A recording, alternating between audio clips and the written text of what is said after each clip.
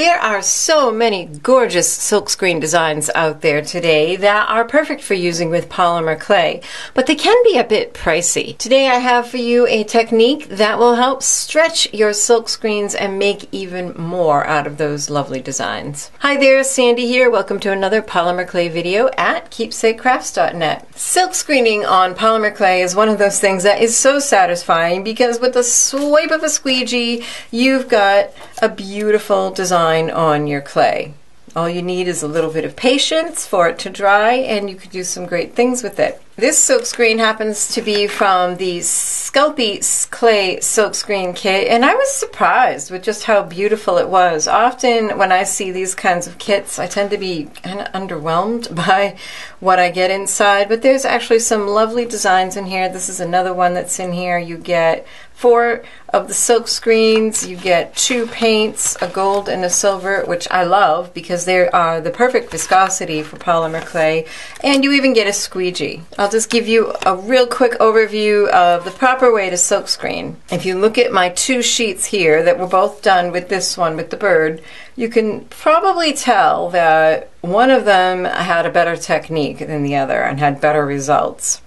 The trick for good silk screens is to put your screen down. You can burnish it lightly if you want, and then add a fair amount of paint up here, a good line of paint up here. Grab your squeegee, and the squeegee that comes in the kit is the exact same width as the silk screen, and then you just do a single swipe.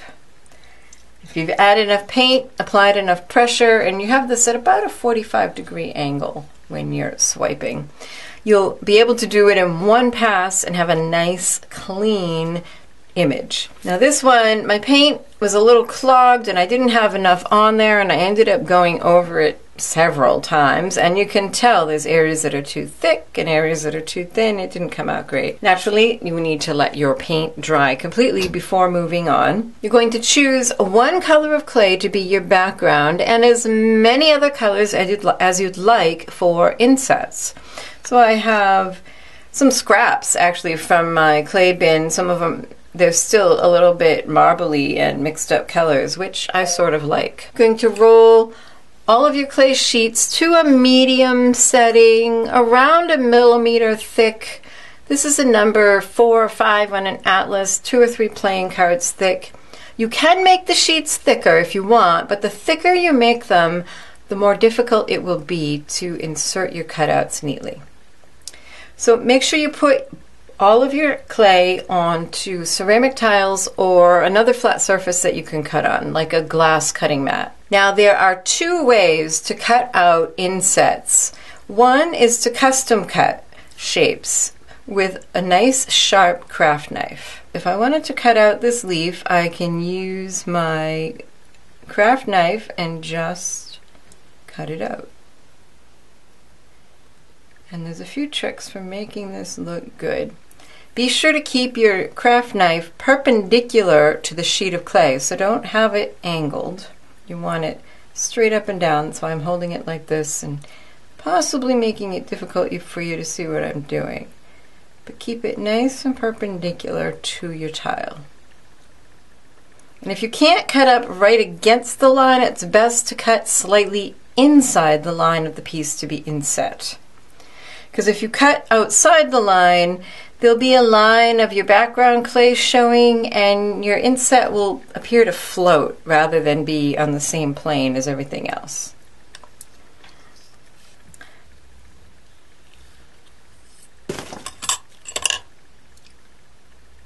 And then you pop out your inset and place it where you want it to go on the other sheet.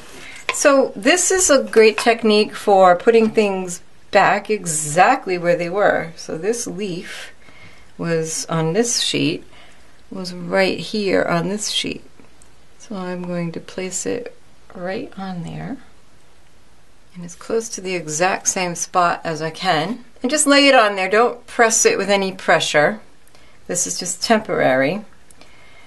And then I'm going to use my blade, again keeping it perpendicular, to cut around that. Oops. Really don't want to do that, but happens. I have a very sharp craft knife here, by the way. Once you finish cutting, remove that piece and carefully remove the piece that you've cut out. Now you can, if you are very careful, you can actually end up with two kind of negative images of each other, so to speak, sheets of polymer clay. So this one can go in here, and this one can go in here.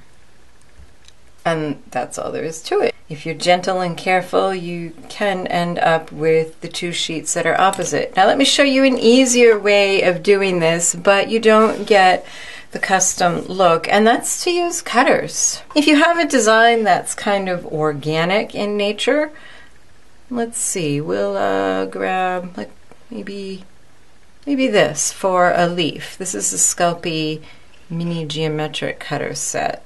All right, we'll just do that. So pretty much each step of the way you want to get your clay blade under there so that you can pop out your pieces without distortion.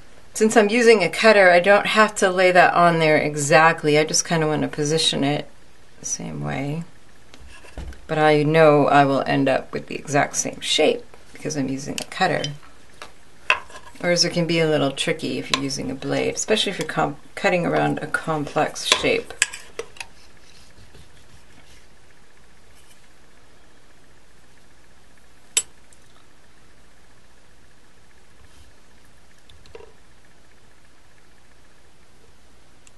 And there you go. And when you're all done, just lay a piece of deli paper over and burnish with your fingers until you'll be able to feel kind of the lumps and bumps from the shapes.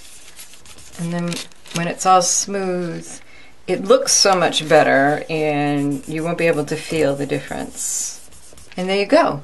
So two ways of cutting out your shapes, either custom or using cutters, and you can get a really beautiful polymer clay veneer. I could cut out all of these leaves, cut out parts of the bird. You don't want to get too tiny because it can be tough to pop them in. Cut out the little berries, whatever you want to make a really colorful decorated sheet. Here's another example of how you can do that with the Silkscreen. This is the Ginkgo leaf Silkscreen from the Create Along Club, and I did the exact same thing I just showed you. I used the same color of paint, this time the gold, to silkscreen on two different colors, and I used my blade to very carefully cut the shape out of this sheet. I didn't preserve the white one this time. But then I cut the exact same one, just laid it on here, cut it out, and then pulled out the white one and popped the blue one in. And you could do this for as many as you want and really just change up the look. But you don't have to actually use the exact same thing.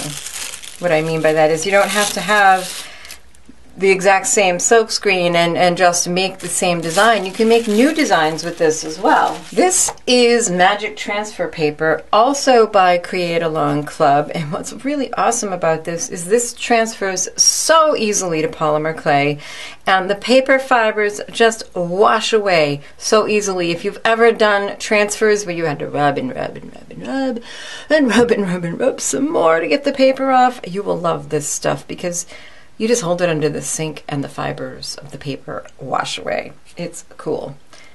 So I did a couple things with this paper. So if you get the Polymer Clay Universe magazine, you will recognize these. These two designs were ones that I had two copies of the exact same design. So I was able to transfer one of the designs onto the blue, and notice it's an ombre sheet, which is another thing you can do, and another onto the orange, which was another ombre sheet, and then I think I found this random bit and cut it out of a bit of yellow. And this one too, it was two repeats, kind of like this, where if you look closely you'll see that this is actually a copy of the same design. It ends about here. You could cut it in half and you'd have duplicates. And even the same with this one. These are actually repeats. So you could do it that way, where you cut out this flower in one color on here and then transfer it to a different color on this section. That's what I did here. What I did here though was a little bit different. This is kind of a miniature version of this snails in my garden design. And you can see I took a whole bunch of these little patterns and put them on all different colors.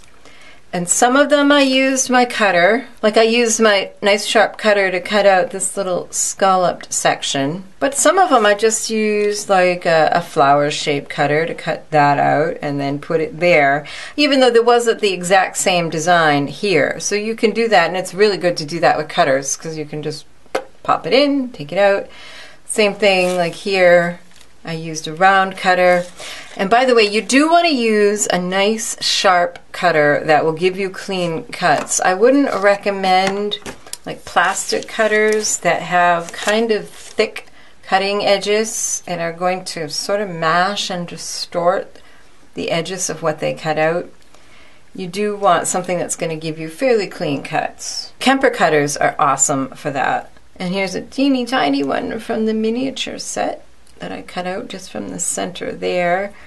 And you can fill in a whole sheet just like that. So let's see, let's cut another leaf. And let's put it here, and watch, I'm going to overlap that little blue partial circle. One thing about the Kemper cutters is that the plunger is great, but it's kind of tough to reuse these pieces because that one wasn't bad. It often makes kind of a dent in your pieces. Okay.